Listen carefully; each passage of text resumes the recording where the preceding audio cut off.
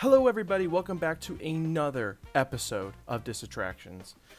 Today, you're just seeing me today. Yep, that's true. I'm going to be the only one here today. Brett is on a cross-country road trip down to Florida to do to chase a personal project of his. And so today I thought I'd cover for him, obviously, and maybe talk about something that I'm passionate about or something that I wanted to talk about with you guys. Don't know how long this is going to be. We're going to see how long this goes, but again, this is not going to be a mainline Disattractions video. This video isn't going to be numbered. It might just be like an extra talking point, I guess, added onto our channel. I'm not 100% too sure where to put it, but it's definitely not going to be mainline since Brett isn't here. So this will be a little spin-off thing that I wanted to talk about. So don't know what I'm going to name it yet, but something cool. So if you read the title of this video, then you'd know that it's about IP, because we've talked a little bit about IP during our normal podcasts, and maybe that's confusing to some people. I know that when you talk about theme parks, when people talk about the Walt Disney Company or any company for that matter, IP is generally brought up pretty quickly, and people in the know definitely, it's very, very current, I want to say, when it comes to theme parks and the theme park industry. And so I kind of wanted to elaborate for those that are unaware or just don't know just yet, just to kind of maybe go into it, maybe the history specifically in relation to Disney, and in relation maybe theme parks as a whole, and talk about that relationship in between the two as it's grown over the years and where it is now and where maybe it's going to go, and what I hope to go. So we did actually talk about this a little bit in the Test Track 3.0 video. If you are curious at all about that, go ahead and go back and watch it. It's a pretty good video. We talk about current events that are going on within Disney, which honestly I think we should do a little bit more of. I actually got some good reception back, and so I think we might be going towards that style a little bit here, do partially Disattractions normal episodes and partially news. I think that'd be great. But for right now, let's talk about IPs. What's going on with those? So I kind of have a list of show notes kind of done here so that I can kind of read off of them and just kind of talk about things in a sequential order. So of course, what is IP? IP is almost a buzzword to everyone now, right? So IP is a little not anagram, but it's a phrase for intellectual property. These are, it sounds very business-like, because it really is. It is a creative piece, a creative entity, a creative idea that has been claimed by a company as their own, and have basically claimed copyright on it. That is theirs. They own that IP. They own that property. So let's say if I decide I want to make a TV show about, I don't know, about a yellow sponge under the sea, right? And I want to make it to go on a certain TV channel. Well, whoever owns whatever idea I create, I own, and that would be my personal IP.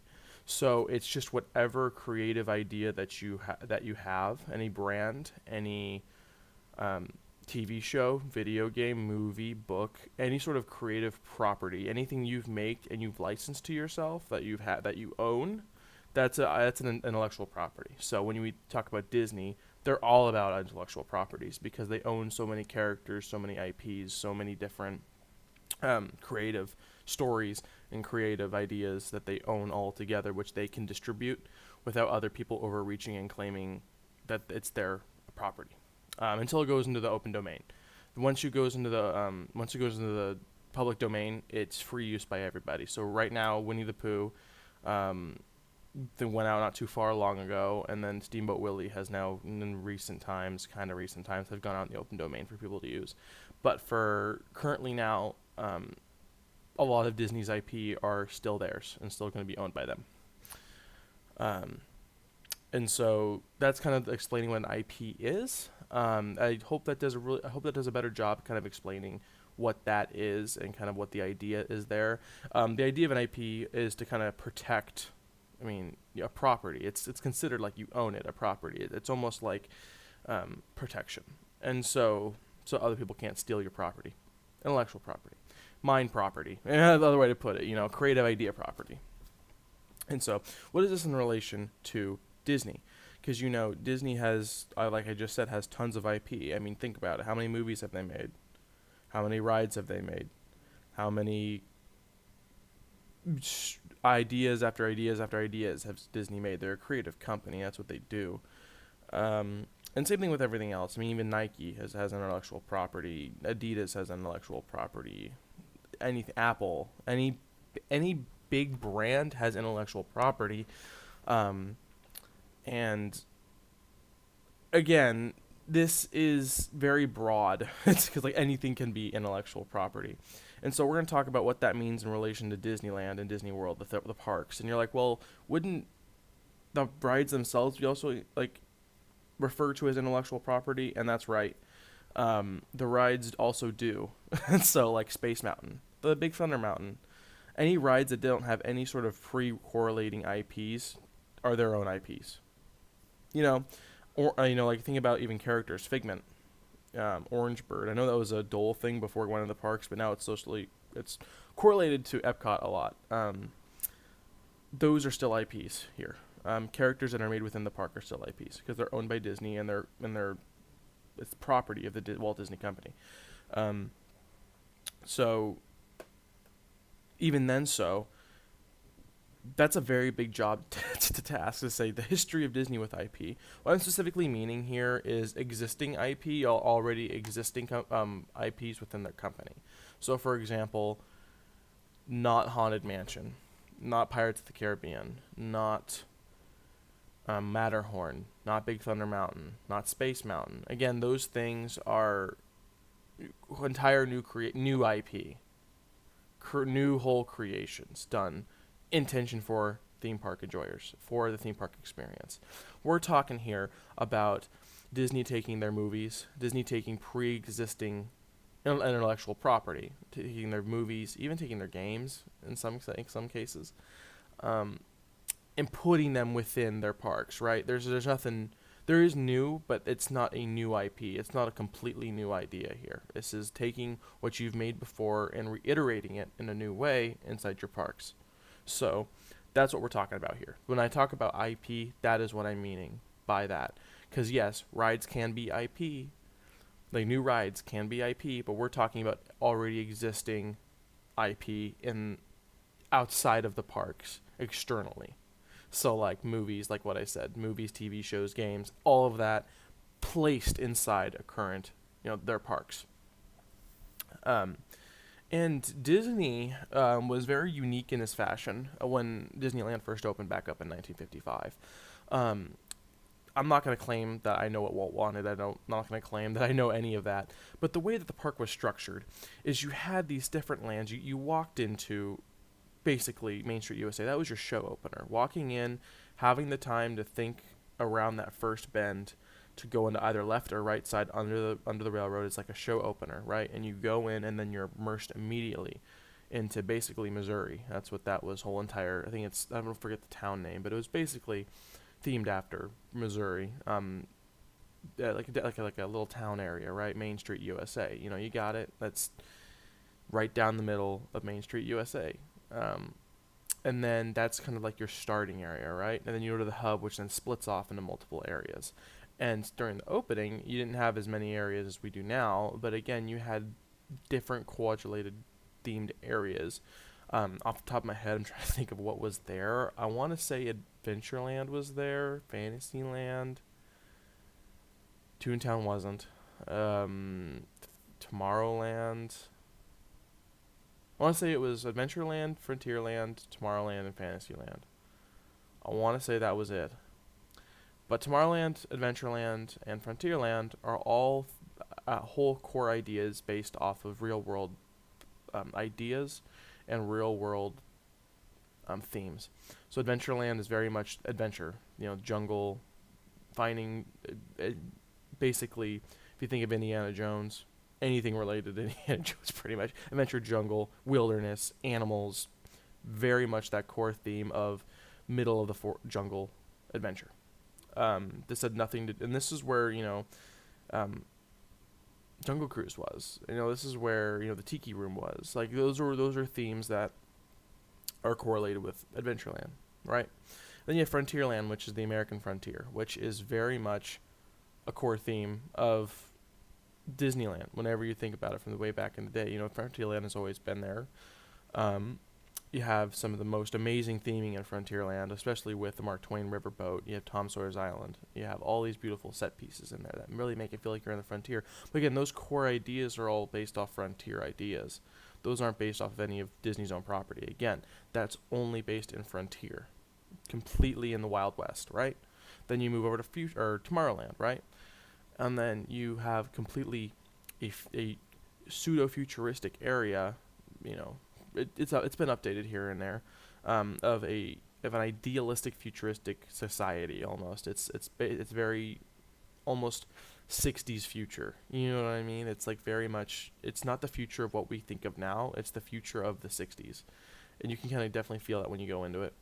But again, those ideas are just based off future ideas about where we're going and where we're seeing ourselves in the next so and so years. Again, this idea blossomed into Epcot, but where do we see our society, our humanity going in the next few years or going in the next dozens of years, right?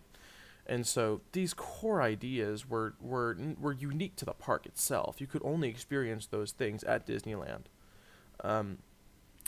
And all IPs, new existing or already existing IPs, what we're talking about here, were subjugated to Fantasyland because fantasy, they're not real.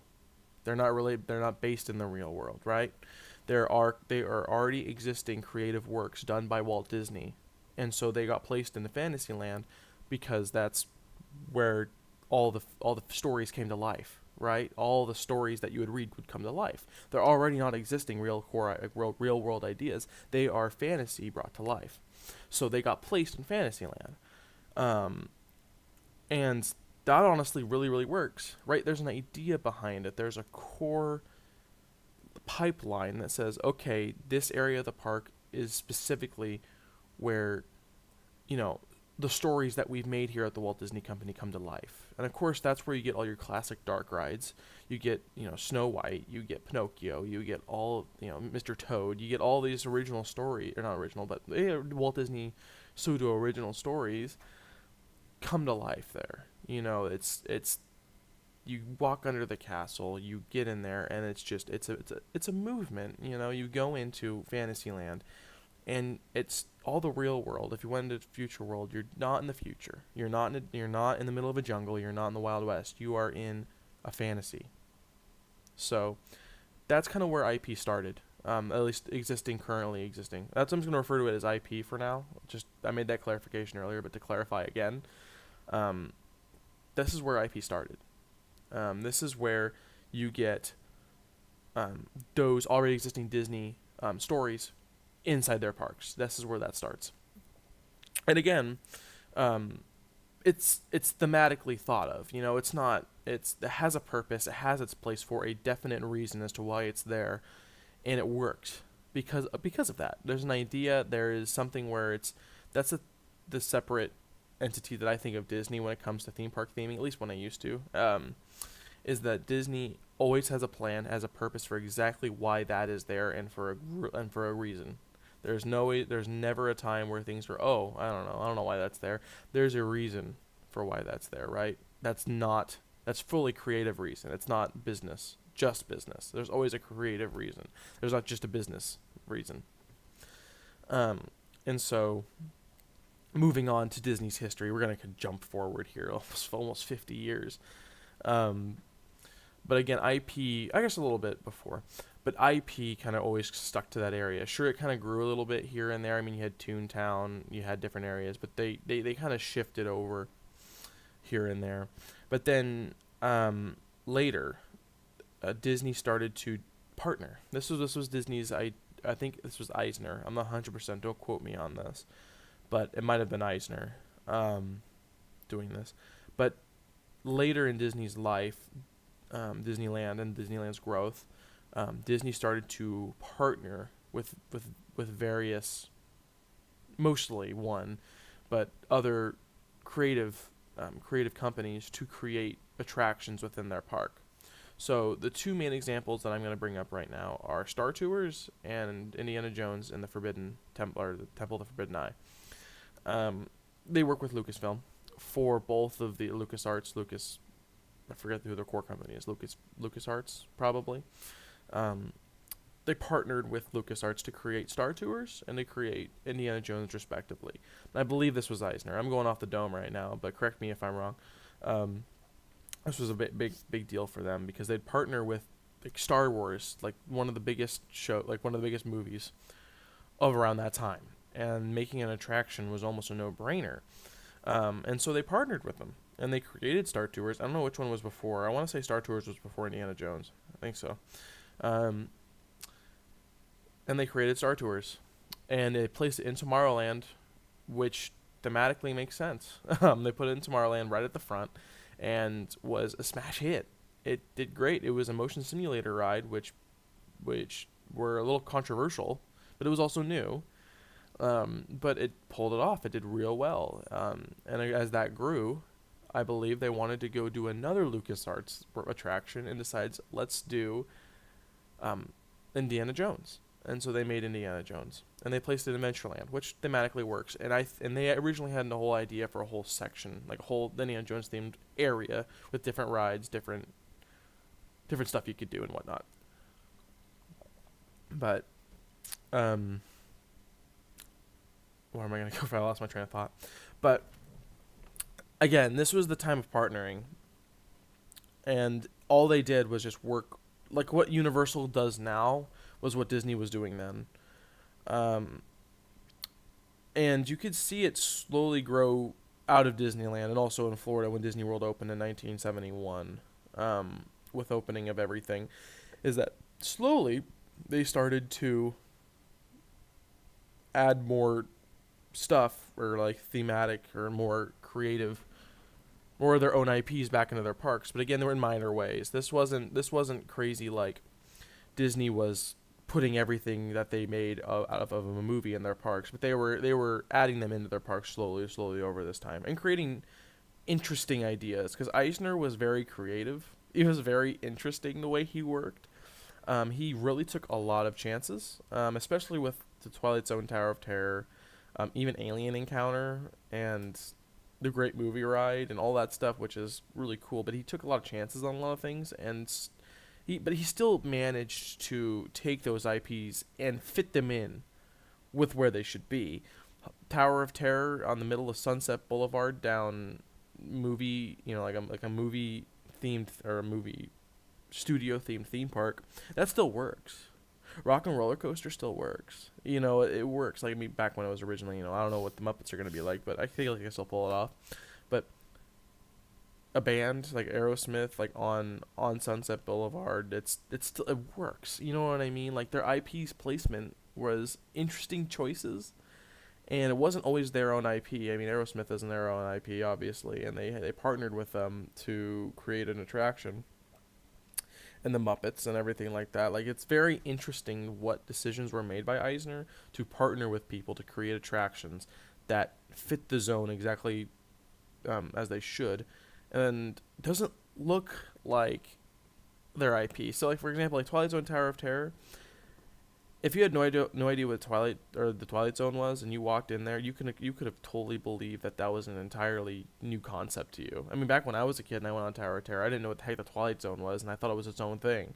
You know what I mean? Like it was so well themed to the point where the source material and the attraction you have blend seamlessly. I'll make another argument here later on in the video when we go to Iger a little bit, but again, blends seamlessly here. And most of the time, things started were there during this time. Things were where they should be, meaning that like things were placed thematically to make sense, and a place that does make perfect sense, and nothing more than that, right? Sorry for being so hoppy here, but again, I'm going by myself with trains of thought, just with little notes. So if things are a little different this week, I'm sorry about that.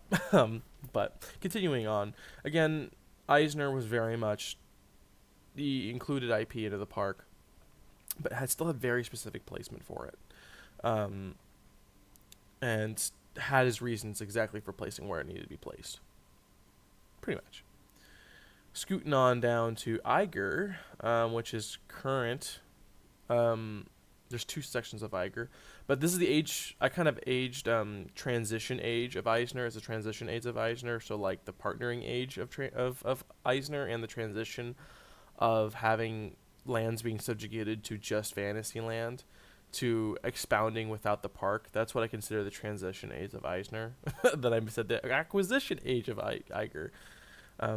So Iger is a businessman, more forefront, and a business like faction.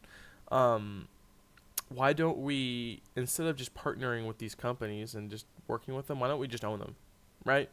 And so this is the age that we started to see Disney buy Marvel, buy every single company, buy LucasArts, buy Fox, buy all these big brand companies under their own belt, so they can just make stuff with them. You know what I mean? Instead of partnering with their source creators and partnering with anything else, they'd rather buy it out and do whatever and do what they want with it, to have full creative control over it.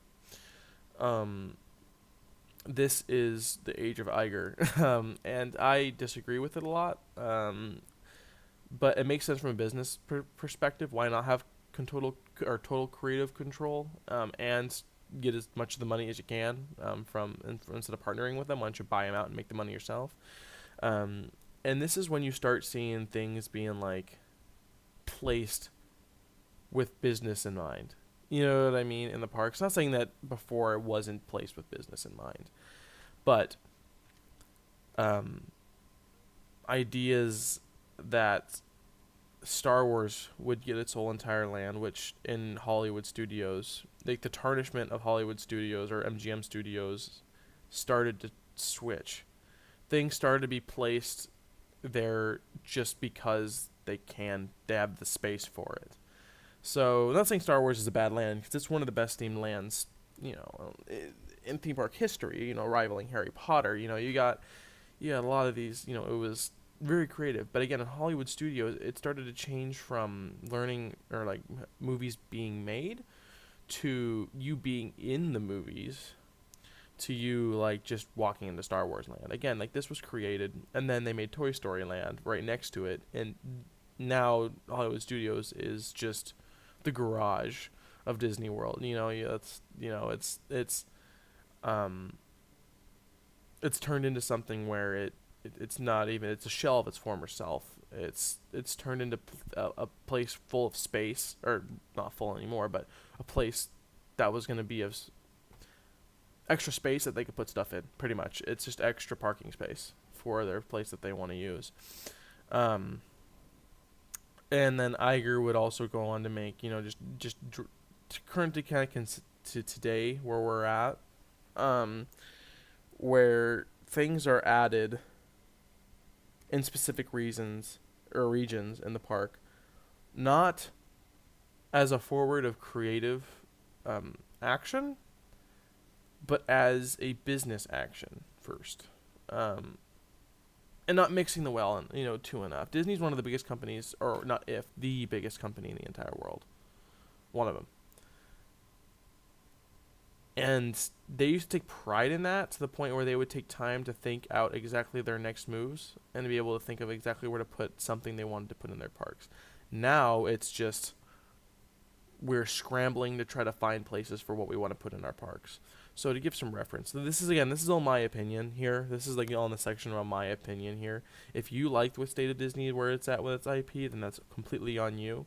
But as someone who's been to the parks since I was young, and you could see this transition happen, it's just been a little heartbreaking, because Disney used to be special in a lot of ways, but now Disney is more, we need to make money. We're placing this place for absolutely no reason. And so things like I said, Star Wars, Toy Story Land, things like Guardians of the Galaxy, Cosmic Rewind, things like the Moana water feature in Epcot, things like, I'm trying to get off the top of my head off the dome. Trying to think, Magic Kingdom makes more sense because it's the Magic Kingdom. They should delegate a park to this. They should delegate a park to all their IP. I mean, Epcot's the most sad one, because that used to be the most creative new idea in a long time. and it was so unique, and now it's slightly being tarnished to change into just another Magic Kingdom. You know what I mean? And so now it's going to be Animal Kingdom. They're going to be placing Indiana Jones. They're going to be placing, I think, Encanto. They're going to be placing a whole bunch of these other like existing IPs that don't need to be there, and the only reason they are there is for money. The through link for the Encanto ride into Animal Kingdom is the one kid can talk to animals, or is really well associated with animals. Forget his name. But that's that. That has nothing to do with animal conservation. Nothing. And neither does Cosmic Rewind have anything to do with the future, or maintaining the future, or even talking about it. It's complete fantasy. You know, like, Future World in Epcot was supposed to be so unique that it's actually talking about what we're going to do as a future, what our humanity, our hopeful view of what may our future be as humanity. And that there is so much that we should be trying to do to better the future. But now it's just going to be housed with fantasy. And that's great, but fantasy has its place, especially within Disney. Disney has gone over and beyond to create a park of Epcot to the point where you can't experience that anywhere else. But I can watch Guardians of the Galaxy. I'm not going to argue and say the roller coaster is a bad coaster, because it's one of the best riding coasters I've ever been on. But why the heck is it there out of anywhere? Because they had the space for it. They had the space and the money, and they said, okay, this will be good for our wallets. But then you're destroying the integrity of your park when you're doing that, and I get they don't care about that, but they used to. I mean, like I said, go back in the day and go back to when an idea was created. We're gonna create a whole new section of Disneyland themed off of New Orleans, and have a theme of this entire. We want you to feel like you're in New Orleans, and have this idea of this actual culture of people that you can experience without, having to fly across the world. You can go to California to experience this small little itsy bits of life of going to New Orleans and experience real world stuff and eat New Orleans themed food. Go on rides associated with like the Haunted Mansion, which is, like a haunted house. I mean, haunted, what looks to be a really, like voodoo-y, like experience next to New Orleans, which so fits. And then you go to, I guess back when the Queer Country was big, go see the Country Bears and go see, or go on Splash Mountain, in the Bayou. Everything was placed thematically in a place that makes you give an essence as to why it's there. And even like the Rivers of America, it fits within Frontierland, it fits within New Orleans Square. And it blends seamlessly here. We're not talking about a Star Wars to Buzz Lightyear. You can see Star Wars stuff and Buzz Lightyear in the same place you're standing at Hollywood Studios. There's no care for transitioning, no care for thematic integrity almost at Disney anymore. It's going someplace, but I have never seen it at its worst until the recent, or the most recent D23, when they were literally throwing crap at the wall until it stuck.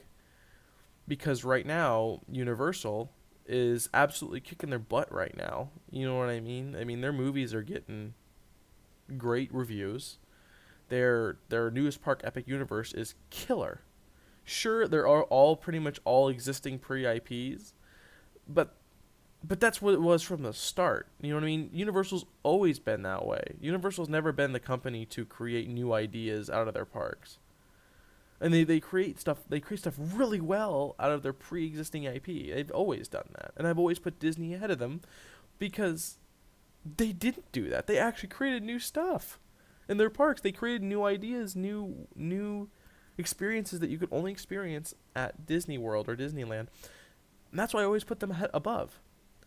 But since Universal is actually kicking butt at doing IP work over Disney, they're overtaking them, honestly, a little bit from a lot of people's eyes, because they're putting the work in to create new attractions that are actually well thought and well themed, and putting in new areas that are completely subjugated to where they should be. from the start.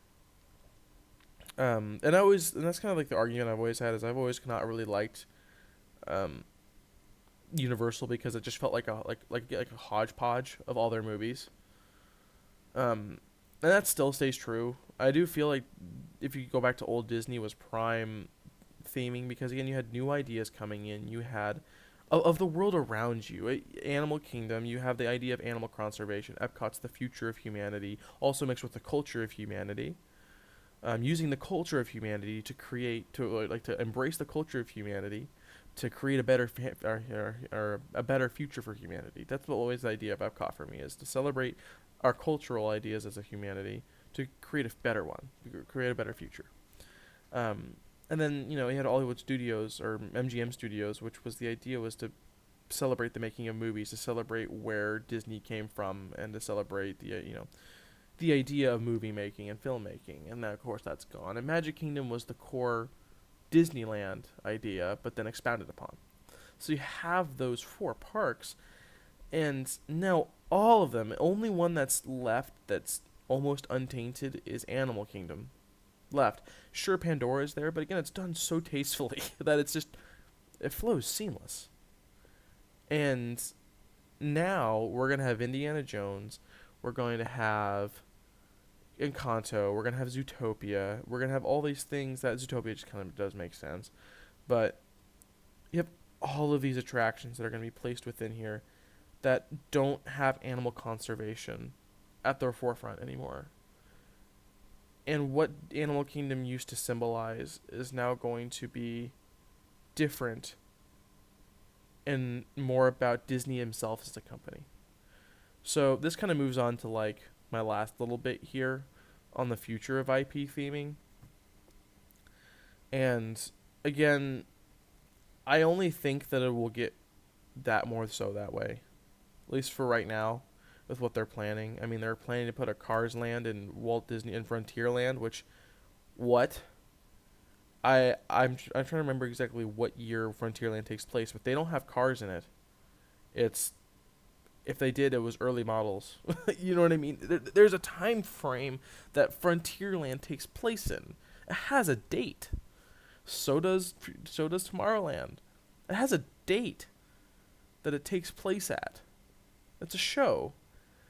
And so if you put cars in there, that disrupts the whole entire Frontierland experience. It doesn't make sense. It just doesn't. You're going to just screw everything up there. Again, like you have different, like, I don't know what the idea behind that was. Monsters Inc., it's just going to make it feel more and more and more and more like a Universal.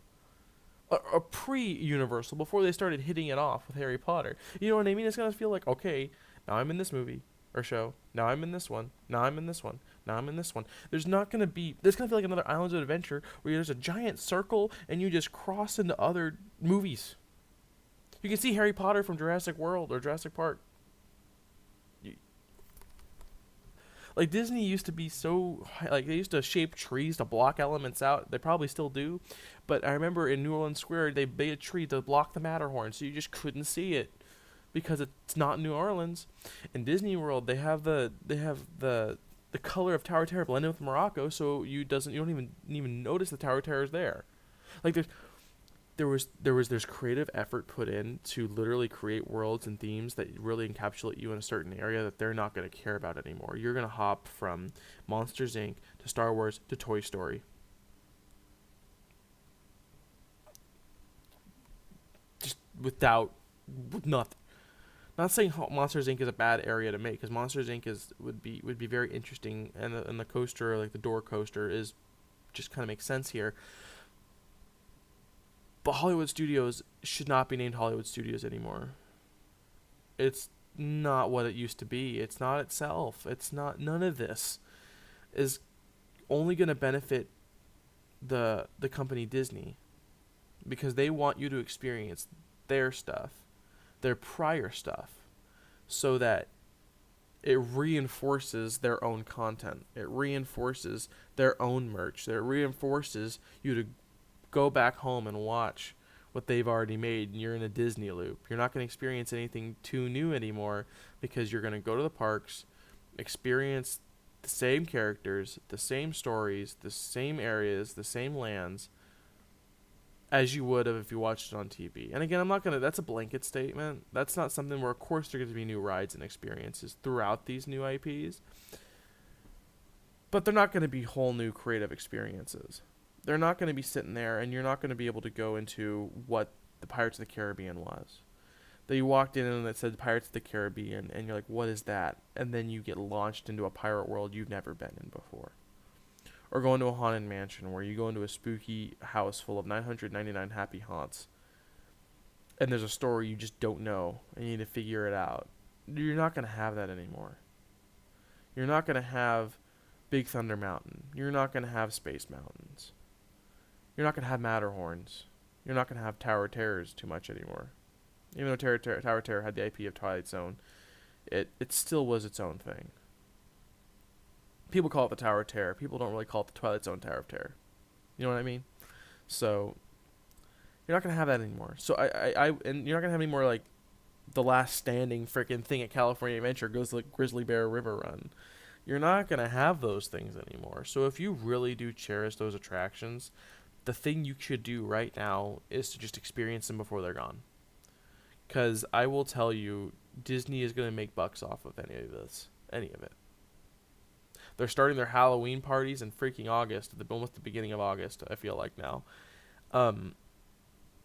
They care about your money. They care about your nostalgia to get you your money. To get you your money. And I used to, this is coming from someone who used to absolutely love Disney and love work and love how much creative thought that they've put into it. And as someone who has grown up with Disney, someone who has wanted to work there ever since they were a kid, and I did, but I've wanted to be an Imagineer ever since I was a kid. Someone who looked up as that was the peak of themed entertainment. That you couldn't get better than going to Disneyland. Never. Because of how much thought and creative and new input that they have put into their parks. Now it's just going to be a cycle of you watching their movies, which makes you want to go to their parks, which makes you buy the merch, which makes you want to buy the themed food, which means you go directly back to the movies when you get back home, which then that's a cyclical thing. Into experiences you've experienced before.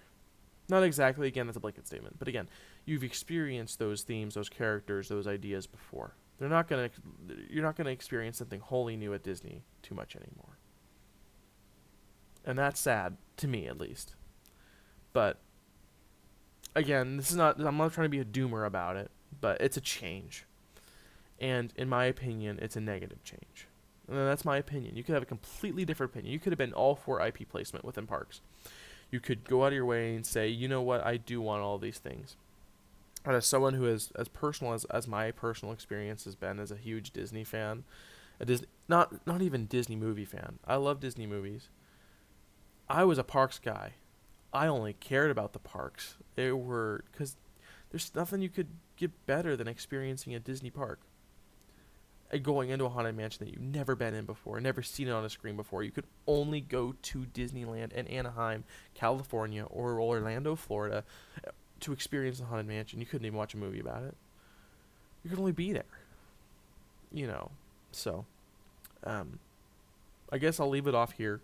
This is kind of what I was thinking is the future of IP theming is I think it's going to increase. I think that with the state of Disney is going, I think it's going to just continue to happen. The only little silver lining we have is that Test Track it's in 3.0 state that's completely not IP themed to an existing IP for some reason. And I think that's great. I don't know how long that's going to last. We'll see. But I hope you guys enjoyed this little weird tangent I'm going on. Again, this is not going to be a standard Disattractions episode. This is something going to be completely different. But again, thank you so much for watching. Put your own ideas about IPs or existing IPs into the comments below and see. And I just kind of want to see what you guys are standing on, because again, I love Disney. I love Disneyland. I'm still gonna go here and there. Am I as big of a nerd as I was before? No. Do I hope that they kind of go back to their roots? That'd be great. It'd be great to see some actual creative new ideas. going into the parks here. Like, I would love to see a section themed off of something that's actually existing in the real world. Change a little bit of Epcot to just be about humanity in our future, because I think we would really need that right now, especially with everything that's kind of stressful with our future right now. I think having a bright light to say, hey, this is what we've made benefits in humanity would be great. But again, that's just me. That's just like an older Disney fan nerding out about what used to be his favorite hobby. So thank you guys so much for watching. Hope you guys have a good rest of your day, and I guess we'll see you when Brett comes back. Good luck, Brett. He's driving across the U.S. a little bit here, so let's pray he gets there safely and has a good time recording whatever he needs to get done. So see you guys in the next episode. Bye bye.